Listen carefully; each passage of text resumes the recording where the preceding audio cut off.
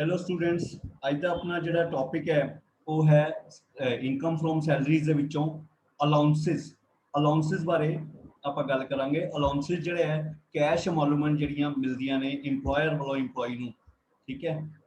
Different names ने ਉਹਦੇ different names से अमाउंटमेंट्स मिलदियां ने। ਇਹਦੇ ਨਾਲ ਰਿਲੇਟਡ ਮੈਂ ਤੁਹਾਡੇ ਨਾਲ ਸਲਾਈਡ ਸ਼ੋ ਸ਼ੁਰੂ ਕਰਕੇ ਸ਼ੇਅਰ ਕਰ ਰਹੇ ਹਾਂ।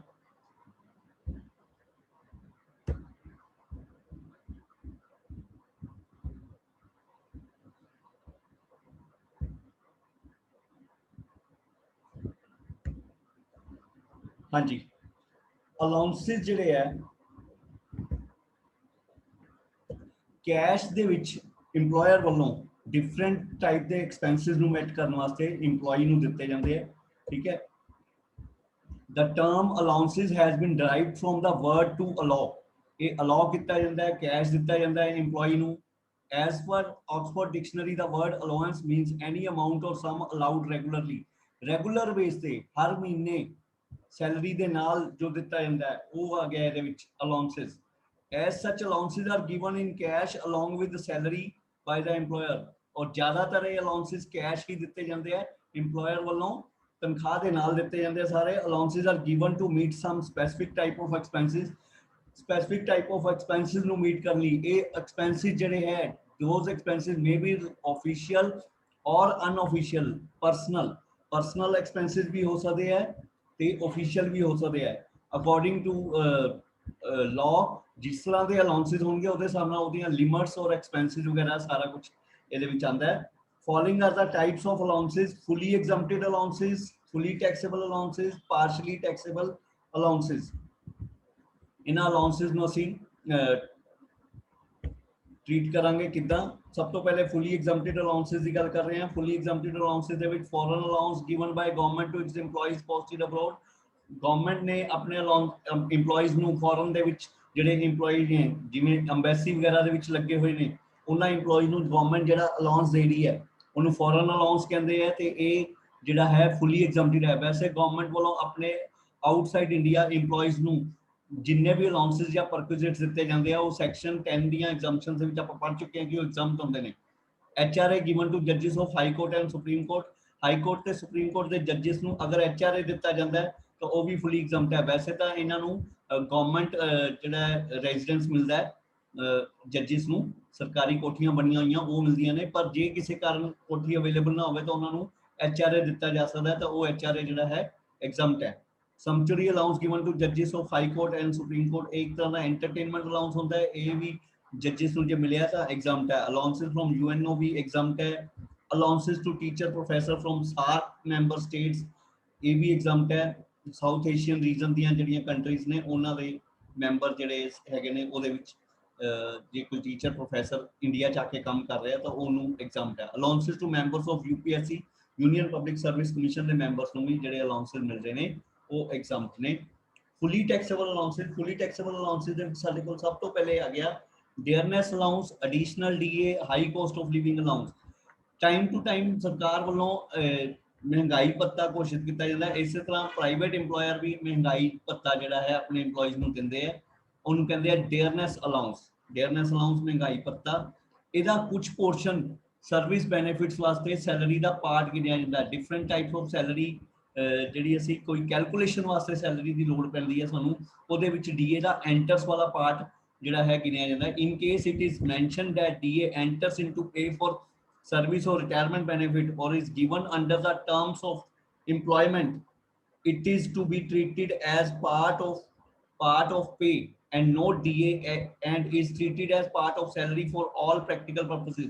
जिन्नियां भी कैलकुलेशंस करनी है DA एंटर्स वाला ਉਹਦੇ ਲਈ सैलरी ਦਾ ਪਾਰਟ ਗਿਣਿਆ ਜਾਂਦਾ ਹੈ। ਸਾਰਾ DA ਨਹੀਂ ਗਿਣਿਆ ਜਾਂਦਾ। ਕੁਝ ਇੱਕ ਜਗ੍ਹਾ ਤੇ ਫੁੱਲ DA ਲੈਣਾ, ਅਦਰਵਾਈਜ਼ ਕੁਝ ਪੋਰਸ਼ਨ ਜਿਹੜਾ ਹੈ DA ਦਾ ਸੈਲਰੀ ਪਾਰਟ ਬਣ ਜਾਂਦਾ ਉਹਨੂੰ ਇਹਨੂੰ ਅਸੀਂ ਡੇਅਰਨੈਸ ਪੇ ਵੀ ਕਹਿੰਦੇ ਆ, ਠੀਕ ਹੈ ਜੀ। ਸਿਟੀ ਕੰਪਨਸੇਟਰੀ ਅਲਾਉਂਸ, ਵੱਡੇ ਸ਼ਹਿਰਾਂ 'ਚ ਇੰਪਲੋਈ ਜਿਹੜੇ ਕੰਮ ਕਰ ਰਹੇ ਨੇ ਉਹਨਾਂ ਨੂੰ ਉਸ ਸ਼ਹਿਰ ਦੀ ਮਹਿੰਗਾਈ ਦੇ ਹਿਸਾਬ ਨਾਲ ਥੋੜਾ ਜਿਹਾ ਐਕਸਟਰਾ ਅਲਾਉਂਸ ਦਿੱਤਾ ਜਾਂਦਾ ਹੈ। ਸਿਟੀ ਕੰਪਨਸੇਟਰੀ ਜਾਂ ਕੈਪੀਟਲ ਕੰਪਨਸੇਟਰੀ ਅਲਾਉਂਸ ਇਸ ਕੈਟਾਗਰੀ ਦੇ ਅਲਾਉਂਸਸ ਹੈ।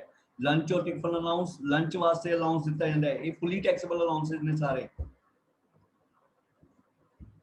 हाँ जी, मैरिज और फैमिली अलाउंस, मैरिज वास्ते या फैमिली के वादे वास्ते जो अलाउंस दिता जाता है, डेपूटेशन या प्रोजेक्ट अलाउंस अपनी मेन जॉब की जगह तो दूर किते जाके जॉब करना पै जाता है सरकार वालों या इंप्लॉयर वालों, उन्होंने डेपूटेशन से अगर अपनी कंपनी के दूजे प्रोजेक्ट लिए एक जगह तो दूजी जगह जी वो मेन जगह जिथे वो जॉब कर रहा उस तो दूर भेजा जाता है, तो वो डेपूटेशन अलाउंस दिता जाता है, फुली टैक्सेबल है। वार्डनशिप अलाउंस कॉलेजेस या यूनिवर्सिटीज़ के होस्टल्स के ਜਿਹੜੇ ਇੰਚਾਰਜ ਵਾਰਡਨ ਨੇ ਉਹਨਾਂ ਨੂੰ ਜਿਹੜਾ ਅਲਾਉਂਸ ਦਿੱਤਾ ਜਾਂਦਾ ਹੈ ਉਹ ਵਾਰਡਨਸ਼ਿਪ ਅਲਾਉਂਸ ਹੈ, ਫੁੱਲੀ ਟੈਕਸੇਬਲ ਹੈ। ਡਾਕਟਰਸ ਜਾਂ ਲਾਇਰਸ ਨੂੰ ਨੋਨ ਪ੍ਰੈਕਟਾਈਜ਼ਿੰਗ ਅਲਾਉਂਸ ਦਿੱਤਾ ਜਾਂਦਾ ਹੈ, ਇਹ ਵੀ ਫੁੱਲੀ ਟੈਕਸੇਬਲ ਹੈ। ਓਵਰਟਾਈਮ ਅਲਾਉਂਸ ਯਾਨੀ ਓਵਰਟਾਈਮ ਕਰਨ ਦੇ ਬਦਲੇ ਜਿਹੜੇ ਪੈਸੇ ਮਿਲੇ, ਇਹ ਵੀ ਫੁੱਲੀ ਟੈਕਸੇਬਲ ਹੈ। ਫਿਕਸ ਮੈਡੀਕਲ ਅਲਾਉਂਸ, ਇੰਪਲੋਈਜ਼ ਨੂੰ ਮੈਡੀਕਲ ਟ੍ਰੀਟਮੈਂਟ ਵਾਸਤੇ ਫਿਕਸ ਮੰਥਲੀ ਕੁਝ ਅਲਾਉਂਸ ਦੇ ਦਿੱਤਾ ਜਾਂਦਾ ਹੈ। ਮੈਡੀਕਲ ਟ੍ਰੀਟਮੈਂਟ ਦੀ ਜ਼ਿੰਮੇਵਾਰੀ ਫਿਰ ਇੰਪਲੋਈ ਦੀ ਖੁਦ ਦੀ ਹੋ ਗਈ, इंप्लॉय खुद अपना मेडिकल ट्रीटमेंट देखेगा, उन्होंने फिक्स मिल रहा है, 1000 रुपया महीना मिल रहा है, उस अपनी मेडिकल जिहड़ियां जरूरतें वो पूरियां करेगा। वो इलैक्ट्रिसिटी एंड वाटर अलाउंस, इस तरह इलैक्ट्रिसिटी एंड वाटर नाल रिलेटेड कोई अलाउंस मिल रहा है तो वो भी जिहड़ा है फुली टैक्सेबल अलाउंस होएगा। इस तो बाद साडे कोल आ जांदे आ फुली टैक्सेबल अलाउंसेस दी last item entertainment allowance. Entertainment allowance customers नूं एंटरटेन करने वास्ते या ਜਿਹੜੇ ਹੋਰ ਵਿਜ਼ਿਟਰਸ ਨੇ ਉਹਨਾਂ ਨੂੰ ਐਂਟਰਟੇਨ ਕਰਨ ਵਾਸਤੇ EMPLOYEES ਨੂੰ ਦਿੱਤਾ ਜਾਂਦਾ ਹੈ, ਇਹ ਫੁੱਲੀ ਟੈਕਸੇਬਲ ਹੈ, ਸੈਲਰੀ ਦੇ ਵਿੱਚ ਫੁੱਲੀ ਐਡ ਹੋਏ ਨਾ। ਪਰ ਗਵਰਨਮੈਂਟ EMPLOYEES ਦੇ ਕੇਸ ਦੇ ਵਿੱਚ ਸੈਕਸ਼ਨ 16(2) ਦੀ ਡਿਡਕਸ਼ਨ ਮਿਲਦੀ ਹੈ। In case of government EMPLOYEE a deduction is allowed under section 16(2) at the rate of least of the following। नीचे लिखे ਆਈਟਮਾਂ ਦੇ ਵਿੱਚੋਂ ਜੋ ਘੱਟ ਹੋਏਗਾ ਉਹਦੇ ਹਿਸਾਬ ਨਾਲ। ਪਰ ਯਾਦ ਰੱਖਣਾ ਪਹਿਲੇ ਇੱਕ ਵਾਰੀ ਸੈਲਰੀ ਦੇ ਵਿੱਚ ਫੁੱਲੀ ਐਡ ਹੋਣਾ ਇਹਨੇ, ਸੈਲਰੀ 'ਚ ਫੁੱਲੀ ਐਡ ਕਰਨ ਤੋਂ ਬਾਅਦ ਜਦੋਂ ਗ੍ਰੋਸ ਸੈਲਰੀ ਆ ਜਾਏਗੀ ਉਸ ਉਹਦੇ ਵਿੱਚੋਂ ਡਿਡਕਸ਼ਨ ਮਿਲਦੀਆਂ ਨੇ 16(1), 2 ਤੇ 3 ਦੀਆਂ। ਤਾਂ 16(2) ਦੀ ਡਿਡਕਸ਼ਨ ਹੈ ਓਨਲੀ ਫॉर ਗਵਰਨਮੈਂਟ EMPLOYEES, ਇਹ ਗੱਲ ਧਿਆਨ ਰੱਖਣੀ ਹੈ ਵੀ ਸਿਰਫ ਗਵਰਨਮੈਂਟ EMPLOYEES ਵਾਸਤੇ ਹੈ। ਸਟੈਚੂਟਰੀ ਲਿਮਿਟ ਹੈ ਇਸ ਐਗਜ਼ੈਂਪਸ਼ਨ ਦੀ, ਡਿਡਕਸ਼ਨ ਦੀ ਸਟੈਚੂਟਰੀ ਲਿਮਿਟ ਹੈ 5000 ਪਰ ਐਨਮ, ਸਾਲ ਦਾ 5000 ਰੁਪਇਆ, 1/5 ਆਫ ਬੇਸਿਕ ਸੈਲਰੀ ਦਾ 1/5 ਜਾਂ ਐਕਚੁਅਲ ਐਂਟਰਟੇਨਮੈਂਟ ਅਲਾउंस ਰਿਸੀਵ, ਜੋ ਐਕਚੁਅਲ ਉਹਨੂੰ ਮਿਲਿਆ। ਮੰਨ ਲਓ ਉਹਨੂੰ 3000 ਪਰ ਮੰਥ ਮਿਲ ਰਿਹਾ, 36000 मिल गया, ठीक है, 1/5 ऑफ सैलरी, मान लो उसकी सैलरी 20000 रुपया महीना है, 4000 रुपये महीने के हिसाब से 48000 1/5 ऑफ बेसिक सैलरी का बन गया। तो स्टैट्यूटरी लिमिट 5000 तक, 36000 48000 ਤੇ 5000 ਚੋਂ ਘੱਟ ਹੈ ਸਿਰਫ 5000, ਤਾਂ 5000 ਮਾਫ ਹੋ ਜਾਏਗਾ, ਡਿਡਕਸ਼ਨ ਮਿਲ ਜਾਏਗੀ ਉਹਨੂੰ ਇਨਕਮ ਚੋਂ। ਬਾਕੀ ਦਾ ਐਂਟਰਟੇਨਮੈਂਟ ਅਲਾउंस ਉਹਨੂੰ ਟੈਕਸੇਬਲ ਹੋ ਗਿਆ। ਟੈਕਸੇਬਲ ਕਿੱਦਾਂ ਹੋ ਗਿਆ? ਉੱਪਰ ਇੱਕ ਵਾਰ ਪੂਰਾ ਤੁਸੀਂ 36000 ਐਡ ਕਰ ਚੁੱਕੇ ਹੋ ਸੈਲਰੀ 'ਚ, ਨੀਚੇ ਆ ਕੇ 5000 ਦੀ ਡਿਡਕਸ਼ਨ ਦਿੱਤੀ ਤਾਂ ਬਾਕੀ ਦਾ 31000 31000 ਉਹਦੀ ਸੈਲਰੀ 'ਚ ਹੀ ਰਹਿ ਗਿਆ। Then transport allowance for normal EMPLOYEE। Normal EMPLOYEE यानी जिस EMPLOYEE ਨੂੰ ਕਿਸੇ ਤਰ੍ਹਾਂ ਦੀ ਵੀ ਕੋਈ ਫਿਜ਼ੀਕਲ ਪ੍ਰੋਬਲਮ ਨਹੀਂ ਹੈ, ਹੈਂਡੀਕੈਪ ਨਹੀਂ ਹੈ, ਉਹ ਫਿਜ਼ੀਕਲੀ ਹੈਂਡੀਕੈਪ ਨਹੀਂ ਹੈ, ਫਿਜ਼ੀਕਲੀ ਹੈਂਡੀਕੈਪਡ EMPLOYEE ਵਾਸਤੇ ਦੀ ਐਗਜ਼ੈਂਪਸ਼ਨ ਮਿਲਦੀ ਹੈ ਇਸ ਅਲਾउंस ਤੋਂ, ਅਦਰਵਾਈਜ਼ ਕੋਈ ਐਗਜ਼ੈਂਪਸ਼ਨ ਨਹੀਂ, ਫੁੱਲੀ ਟੈਕਸੇਬਲ। ਐਨੀ ਅਦਰ ਅਲਾउंस ਨੀਦਰ ਫੁੱਲੀ ਔਰ ਪਾਰਸ਼ਲੀ ਐਗਜ਼ੈਂਪਟਡ। ਜਿਹੜਾ ਕੋਈ ਹੋਰ ਅਲਾउंस ਜਿਹੜਾ ਹੋਰ ਕਿਸੇ ਕੈਟਾਗਰੀ 'ਚ ਨਹੀਂ ਆਉਂਦਾ, ਅਲਾउंस ਦੇ ਨਾਮ ਤੇ ਦਿੱਤਾ ਜਾ ਰਿਹਾ, ਉਹ ਫੁੱਲੀ ਟੈਕਸੇਬਲ ਹੈ ਇੱਥੇ, ਜਿਹੜਾ ਕਿਸੇ ਵੀ ਤਰ੍ਹਾਂ ਦੀ ਐਗਜ਼ੈਂਪਸ਼ਨ 'ਚ ਨਹੀਂ ਆਉਂਦਾ। ਇਸ ਤੋਂ ਬਾਅਦ ਹੈ ਪਾਰਸ਼ਲੀ ਟੈਕਸੇਬਲ ਅਲਾउंसेस। ਪਾਰਸ਼ਲੀ ਟੈਕਸੇਬਲ ਅਲਾउंसेस ਦਾ ਮਤਲਬ ਉਹ ਅਲਾउंसेस ਜਿਨ੍ਹਾਂ ਦਾ ਕੁਝ ਹਿੱਸਾ ਟੈਕਸੇਬਲ ਹੈ, ਕੁਝ ਹਿੱਸਾ ਐਗਜ਼ੈਂਪਟ ਹੈ, ਠੀਕ ਹੈ ਜੀ। ਇਹਦੇ ਵਿੱਚ ਸਭ ਤੋਂ ਪਹਿਲੇ ਆਉਂਦਾ ਸਾਡੇ ਕੋਲ ਹਾਊਸ ਰੈਂਟ ਅਲਾउंस। ਹਾਊਸ ਰੈਂਟ ਅਲਾउंस ਜਿਹੜਾ ਹੈ ਇਹਦੇ ਵਿੱਚ ਐਗਜ਼ੈਂਪਸ਼ਨ ਮਿਲਦੀ ਹੈ ਸੈਕਸ਼ਨ 10(13)(a) ਰੂਲ 2A ਦੀ। पहले fully exempted है if received by judges of high court and supreme court, fully taxable if received by an employee who is living in his own house or in a house for which no rent is paid। हाँ जी, ਜਿਹੜਾ EMPLOYEE ਆਪਣੇ ਘਰ 'ਚ ਰਹਿ ਰਿਹਾ ਜਾਂ ਕਿਸੇ ਐਸੇ ਘਰ 'ਚ ਰਹਿ ਰਿਹਾ ਜਿਹਦੇ 'ਚ ਉਹਨੂੰ ਰੈਂਟ ਨਹੀਂ ਪੇ ਕਰਨਾ ਪੈਂਦਾ, ਉਸ EMPLOYEE ਨੂੰ ਅਗਰ HRA ਮਿਲ ਰਿਹਾ ਤਾਂ ਉਹ fully taxable ਹੈ। ਆਪਣੇ ਘਰ 'ਚ ਰਹਿ ਰਿਹਾ ਤਾਂ ਉਹਦਾ ਆਪਣਾ ਘਰ ਹੋ ਗਿਆ, ਤੇ ऐसे घर च यानी पेरेंट्स नाल रहना हो सकता हो जिथे उन्होंने रेंट नहीं देना पै रहा, या कोई होर ऐसा सर्कल हो सकता जिथे उन्होंने रेंट नहीं देना पै रहा। अगर उन्होंने रेंट नहीं देना पै रहा तो वो जिहड़ा HRA उन्होंने मिलिया वो फुली टैक्सेबल है। एग्जम्पशन मिलेगी exempted up to least of the following for those EMPLOYEES who are living in rented house. नीचे लिखिया 3 आइटमां दे विचों जिहड़ी घट होएगी ਉਹਦੇ ਹਿਸਾਬ ਨਾਲ एग्जम्पशन मिलेगी। पर किहड़े EMPLOYEES ਨੂੰ ਜਿਹੜੇ रेंटेड हाउस च रह रहे हैं यानी किराए के घर च रह रहे हैं, ये एग्जम्पशन उन्होंने मिलनी है, ठीक है। एग्जम्पशन कितों मिलेगी? जिन्ना HRA मिलिया ਉਹਦੇ ਚੋਂ एग्जम्प्टेड अमाउंट कितनी है वो लैस कर देंगे ਆਪਾਂ। एग्जम्प्टेड अमाउंट कितना कटांगे? Actual HRA received by the employee. First point है actual HRA received by employee, employee ਨੂੰ HRA कितना मिलिया। सेकंड पॉइंट है excess of rent paid over 10% of salary, यानी rent paid minus 10% of salary. Rent paid जिन्ना वो rent पे कर रहा ਉਹਦੇ ਚੋਂ 10% ऑफ सैलरी माइनस करांगे। 40% of salary in ordinary towns and 50% of salary in Mumbai, Calcutta, Chennai and Delhi. चार ਵੱਡੇ ਸ਼ਹਿਰਾਂ 'ਚ ਸੈਲਰੀ ਦਾ 50%, ਬਾਕੀ ਦੇ ਸਾਰੇ ਰੈਸਟ ਆਫ ਇੰਡੀਆ ਦੇ ਵਿੱਚ 40% ਆਫ ਸੈਲਰੀ। ਇਹ ਤਿੰਨ ਪੁਆਇੰਟ ਨੇ, ਤਿੰਨਾਂ ਚੋਂ ਜਿਹੜਾ ਘੱਟ ਹੋਏਗਾ ਉਹ ਮਾਫ ਹੋ ਜਾਏਗਾ। ठीक है, टैक्सेबल एचआरए कितना निकलेगा, फिर HRA received minus least of the above, तिन्ना जो घट है वो माइनस कर दो तो बाकी दा टैक्सेबल एचआरए आ गया। वर्किंग नोट च इनू करके आपां करांगे या इनर कॉलम च आपां कैलकुलेशन च आ सकते हैं। सैलरी दा मीनिंग की है इत्थे, सैलरी दा मीनिंग मैं अगे भी तुहानू प्रोविडेंट फंड च भी दस्सिया सी, कॉमन मीनिंग जिहड़ा है वो 6-7 जगह यूज होना है, तो कॉमन मीनिंग इत्थे यूज होएगा। सैलरी दा मीनिंग बेसिक पे plus DA enters into pay for service benefits, यानी डीए एंटर्स वाला, यानी डियरनेस पे जिन्हों कहने हैं वो, plus commission on turnover achieved by him, employee वालों खुद की गई सेल दा कमीशन, सिंपल कमीशन नहीं, इंप्लॉई दी खुद दी की सेल दा कमीशन जिहड़ा है वो लेना है। ये तीन चीज़ां, ये प्रोविडेंट फंड भी असीं यही लिया सी, रिकॉग्नाइज प्रोविडेंट फंड च जिथे 12% ऑफ सैलरी लैस करना सी, इत्थे भी यही रहेगा। ठीक है जी, हुण एग्जांपल्स देखांगे आपां। एग्जांपल्स दे विच पहले डेयरनेस अलाउंस दी क्लैरिफिकेशन है। X receives salary of 40,000 per month and DA 10,000 per month, his employer declares half of DA as pay, enters into pay for service benefits, compute his salary. कहंदा भी 40,000 रुपए x नूं salary मिल रही है per month, 10,000 DA मिल रहा है, इहदे चों half enters into pay for service benefits है। ਇਹਦਾ ਕੀ मतलब बनया, सैलरी 40,000 पर मंथ के हिसाब ਨਾਲ 4,80,000 होगी, डीए अद्धा अद्धा कर लिया जी, 10,000 का अद्धा 5,000 एंटर फॉर पे बेनिफिट्स, बाकी का डीए नोट एंटर फॉर पे बेनिफिट। टोटल इनकम च तो दोनों डीए लेने हैं, पर जो असीं कैलकुलेशन वास्ते मीनिंग लेना है तो सैलरी प्लस डीए एंटर्स वाला लेना है। कैलकुलेशन वास्ते मीनिंग जिवें हुण एचआरए वास्ते आपां हुणे पिछले स्लाइड पढ़िया भी 10% ऑफ सैलरी चाहिए, तो सैलरी के मीनिंग च पे प्लस डीए एंटर्स लिखा है, यानी अद्धा डीए जिहड़ा इस एग्जांपल च अद्धा डीए एंटर कर रहा है वो वाला लेना है, यानी 5,40,000 लेना है। इसे तरह आरपीएफ वास्ते भी यही है। ठीक है, तो वैसे टोटल सैलरी इनकम तो पूरा डीए लेना है, 60,000 60,000 दोनों लेने हैं। अगर टोटल सैलरी इनकम कट्टन नूं किया जाए तो वो साडी 6 लाख बन जाती है, पर सैलरी फॉर कैलकुलेशन परपसेस वो 5,40,000 है। बेटा कैलकुलेशन परपसेस का मतलब है सिर्फ जी कैलकुलेशन, जिस कैलकुलेशन की लोड़ है वो लिए सैलरी का मीनिंग। टोटल सैलरी हर इनकम जी आ रही है टैक्सेबल है, वो टैक्सेबल ही रहनी है। Illustration 11, mister Hari is employed at Amritsar on a salary of 30,000 per month. Amritsar च है जी, 30,000 पर मंथ की salary they. The employer is paying HRA of ₹8,000 per month. Employer उन्होंने 8,000 रुपये पर मंथ के हिसाब नाल एचआरए दे रहा है, but the actual rent paid by him is 12,000 per month. Employer को 8,000 पर मंथ मिल रहा है, पर वो आप किराया दे रहा 12,000 पर मंथ का। He is also getting 2% commission on turnover achieved by him and turnover is 50 lakh. 50 lakh का 2% 1 लाख होगी, 1 लाख कमीशन होगी। तो सैलरी आप देखांगे, सैलरी कट्टन क्या सानू calculate the gross salary, computation of gross salary. Salary हैगी 30,000 पर मंथ के हिसाब नाल 3,60,000। Then commission at the rate of 2%, 1 lakh commission होगी। 3,60,000 ते 1 लाख 4,60,000 साडी ये सैलरी आ गई।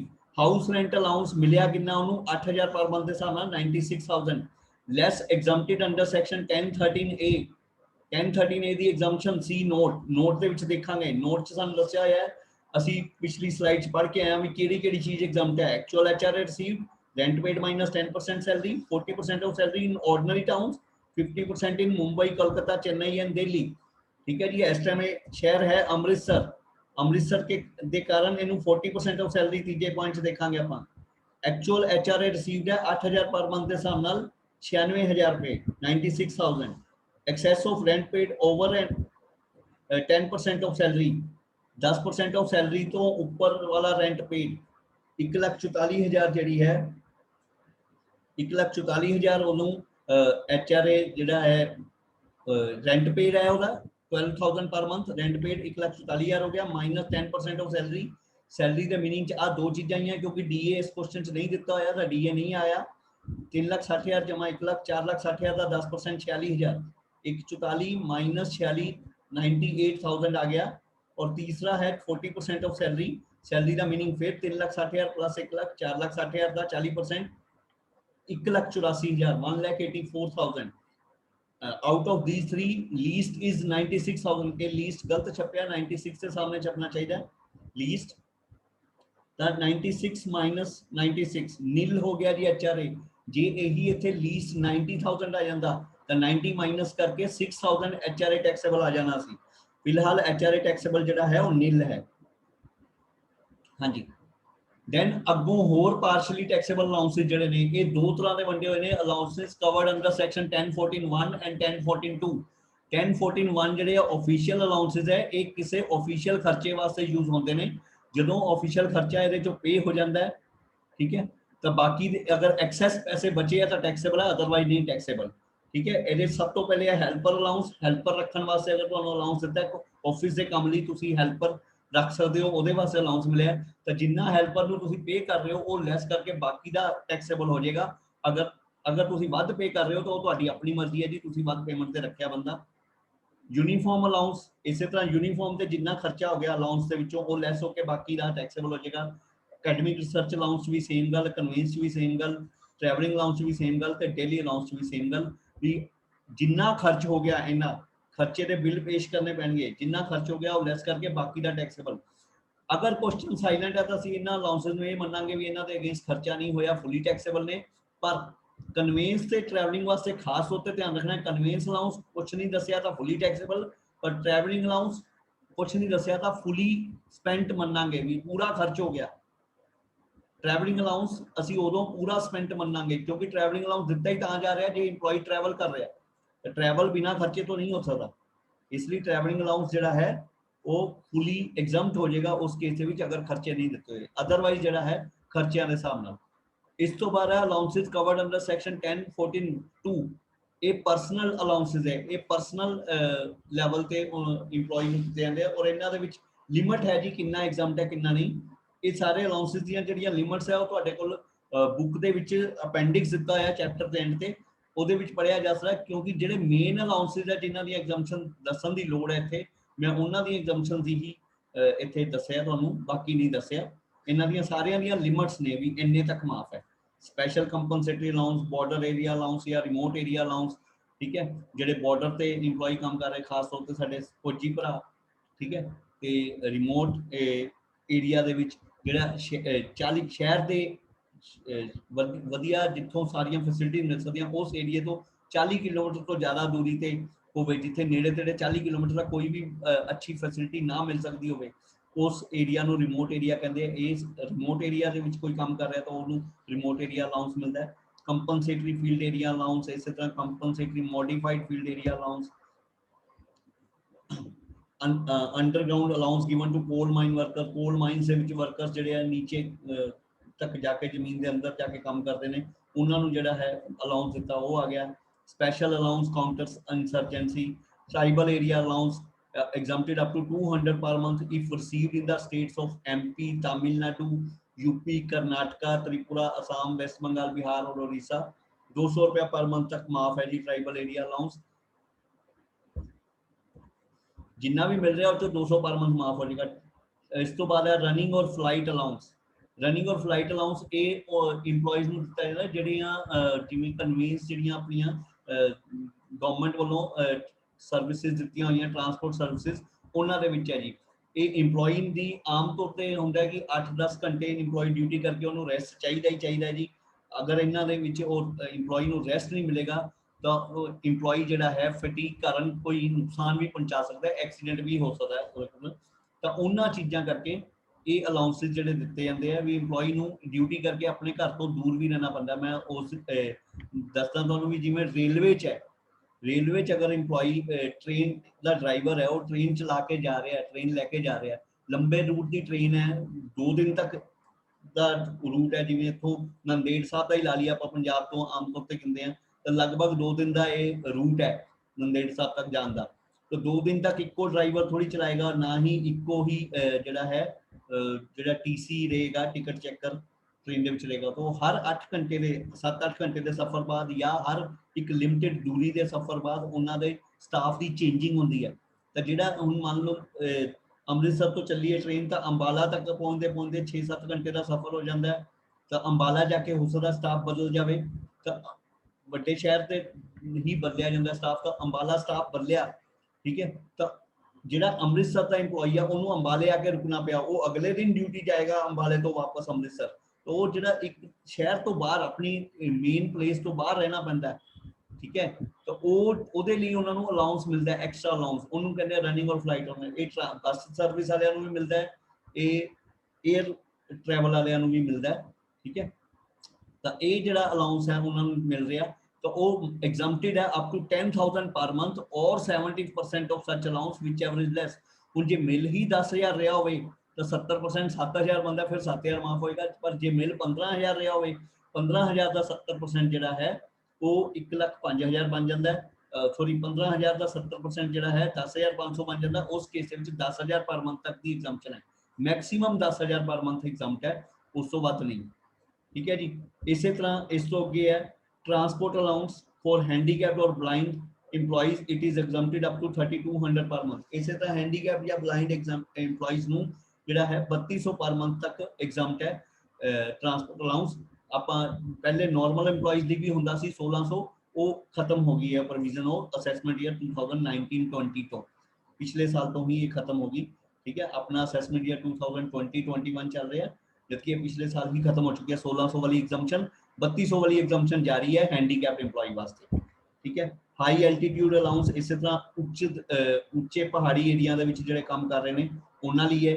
Children education allowance exempted up to 100 per month per child for education in India of own two children। India ਦੇ ਵਿੱਚ ਐਜੂਕੇਸ਼ਨ ਲੈਣ ਲਈ ਆਪਣੇ ਦੋ ਬੱਚਿਆਂ ਵਾਸਤੇ 100 ਰੁਪਏ ਪਰ ਮੰਥ ਤੱਕ ਮਾਫ ਹੈ, ਪਰ ਮਾਲਕ ਵੱਲੋਂ ਮਿਲਦਾ ਪਿਆ ਤਾਂ मान लो मालक 500 रुपया पर बच्चा दे रहा है तो 1,000 रुपया महीने का मिल रहा है दो बच्चों के, 100 रुपया पर मंथ माफ है जी, 200 माफ होया, 800 टैक्सेबल हो गया। मान लो 3 बच्चे है, मालक तीनों बच्चों दे रहा है तो 1,500 मिल रहा है, पर माफ 2 बच्चों का ही होना है, 200 माफ हो गया, 1,300 टैक्सेबल हो गया। इसी तरह hostel expenditure allowance 300 per month तक, ये भी 2 बच्चों वास्ते, पर बच्चे होस्टल च रहिंदे होने चाहिए तां ही ये एग्जम्पशन मिलेगी। हाँ जी, illustration 12, Mr. Ramesh Swan is employed at Hyderabad at a basic salary of 25,000 per month and he is also getting following allowances। dearness allowance मिल रहा है, lunch allowance मिल रहा है, servant allowance मिल रहा है, transport allowance मिल रहा है, education allowance, hostel allowance, conveyance allowance, overtime allowance, officiating allowance, cash allowance, entertainment allowance, medical allowance, city compensatory allowance, house rent allowance। he is having family at the place of his posting, but he is living in a rented house and is paying a rent of 7,000 per month। find out his gross salary। ਆਪਾਂ gross salary find out करनी है ਉਹਦੀ। gross salary income ਕੱਢਾਂਗੇ ਜੀ। basic salary 25,000 per month ਸਾਨੂੰ ਉੱਪਰ ਪਹਿਲੀ line 'ਚ ਦਿੱਤੀ ਹੋਈ ਹੈ ਜੀ, ਉਹ ਲੈ ਲਈ 3 ਲੱਖ। ਉਸ ਤੋਂ ਬਾਅਦ dearness allowance 2,000 per month, ਕਿਤੇ ਨਹੀਂ ਲਿਖਿਆ DA enters ਹੈ ਜੀ, ਠੀਕ ਹੈ। ਤਾਂ ਇਹ ਪੂਰਾ ਟੈਕਸੇਬਲ ਤਾਂ ਵੀ ਪੂਰਾ ਹੀ ਹੋਣਾ ਸੀ, ਚਾਹੇ enters ਹੈ ਚਾਹੇ not enters। dearness allowance fully taxable allowances ਦੇ ਵਿੱਚ ਆਉਂਦਾ ਹੈ। ਉਸ ਤੋਂ ਬਾਅਦ ਸਰਵੈਂਟ ਅਲਾउंस ਦੇ ਵਿੱਚ ਹੀ is paying 1,200 per month to servant. Per servant allowance क्या है, हेल्पर अलाउंस नहीं, हेल्पर ऑफिस से हेल्प वास्ते अलाउंस होता है, तो ये अलाउंस पूरा टैक्सेबल हो जाएगा 1,000 रुपया पर मंथ, 12,000। उस तो बाद है साडे कोल ट्रांसपोर्ट अलाउंस ਆਪਾਂ ਜਿਹੜਾ है 2,000 पर मंथ, ये फुली टैक्सेबल हो जाएगा। ट्रांसपोर्ट अलाउंस की कोई एग्जम्पशन नहीं हैगी। एजुकेशन अलाउंस 200 पर मंथ पर child for 3 children, 200 per month पर चाइल्ड मिल रहा है और 3 बच्चों वास्ते मिल रहा है, तो 600 पर मंथ मिल रहा है जी उन्होंने, 600 पर मंथ मिल रहा है, पर एग्जम्पशन कितनी मिलेगी 200 पर मंथ की, तो बाकी का 400 टैक्सेबल हो जाएगा। एजुकेशन अलाउंस रिसीव हैगा 600 पर मंथ के हिसाब नाल 7200, तो एग्जम्पशन है 100 रुपया पर मंथ, 2 बच्चों का 12 महीनों के हिसाब नाल 2400 एग्जम्प्ट हो गया, बाकी 4,800 टैक्सेबल आ गया जी। उस बाद hostel allowance 500 per month, hostel allowance मिल रहा है 1 चाइल्ड वास्ते मिल रहा है 500 पर मंथ, 300 पर मंथ माफ है जी, 500 पर मंथ चो 300 पर मंथ एग्जम्प्ट करके बाकी का टैक्सेबल हो गया जी 2400। उस तो बाद है साडे कोल कन्वेंस अलाउंस हम दिता है 800 per month, 1200 into 12 into 800 9600 conveyance allowance, ਇਹ ਵੀ ਫੁੱਲੀ ਟੈਕਸੇਬਲ ਹੋ ਗਿਆ। ਉਸ ਤੋਂ ਬਾਅਦ ਸਾਡੇ ਕੋਲ ਜਿਹੜਾ ਹੈ ਓਵਰਟਾਈਮ ਅਲਾਊਂਸ ਵੀ ਫੁੱਲੀ ਟੈਕਸੇਬਲ ਹੁੰਦਾ ਹੈ, ਆਫਿਸ਼ੀਟਿੰਗ ਅਲਾਊਂਸ ਵੀ ਫੁੱਲੀ ਟੈਕਸੇਬਲ ਹੈ, ਕੈਸ਼ ਅਲਾਊਂਸ ਵੀ ਫੁੱਲੀ ਟੈਕਸੇਬਲ ਹੈ, एंटरटेनमेंट अलाउंस भी फुली टैक्सेबल है, मेडिकल अलाउंस भी फुली टैक्सेबल है, कंपनसेटरी सिटी कंपनसेटरी अलाउंस भी फुली टैक्सेबल है, हाउस रेंट अलाउंस से एग्जम्पशन बनती है। अगले पेज पे इन अगली स्लाइड्स से इन सारे का सोल्यूशन पाया हुआ है कि सारे टैक्सेबल कितने हैं पूरे। हाउस रेंट अलाउंस की एग्जम्पशन असीं कट रहे हैं। हाउस रेंट अलाउंस उन्होंने मिल रहा है 5000 रुपया पर मंथ और रेंट पे कर रहे हैं 7000 रुपया पर मंथ। सैलरी के meaning basic salary plus DA enters plus commission on turnover होंगे जी।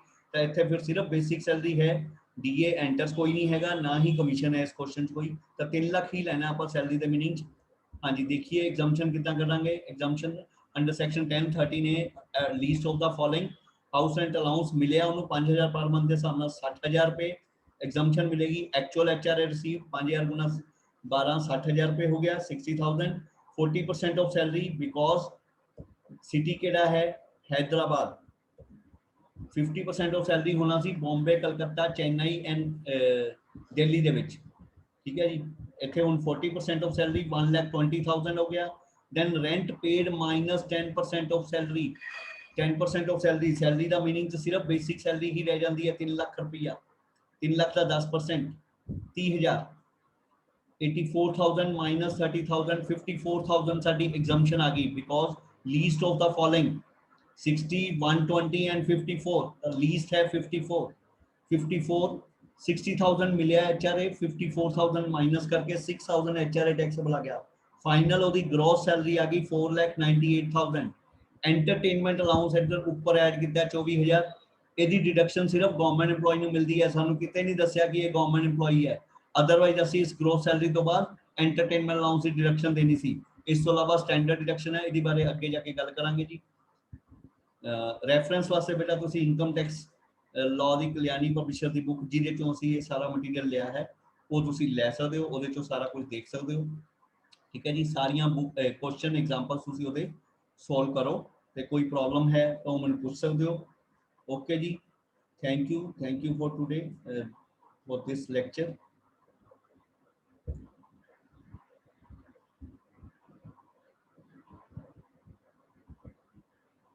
ओके बेटा, थैंक यू